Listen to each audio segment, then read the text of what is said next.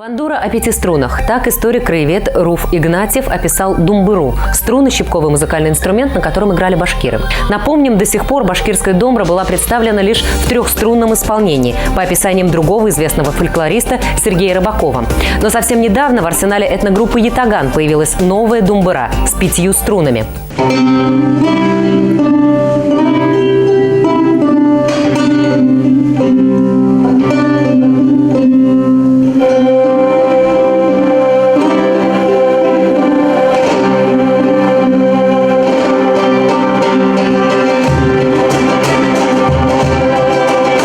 Инструмент был сделан известным мастером Ильгамом Байбулдиным. Пятиструнная думбыра напоминает гитару, но помимо количества струн отличается формой корпуса и строем.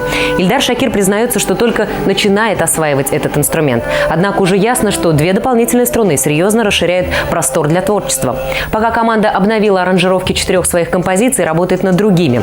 По словам музыкантов, такая думбыра прекрасно подходит как для соло, так и для аккомпанемента. В общем-то, звучит здесь. Одну ноту зажимаешь, и вот уже такой звук можно извлечь. В башкирской музыке часто используют, например, только калкубыс и думбуру или курай и думбуру. И высоких частот очень много или средних частот очень много, а низких не хватает просто. И когда вот появилась вот эта думбура, она идеально просто влилась в наш коллектив, потому что реально этого не хватало.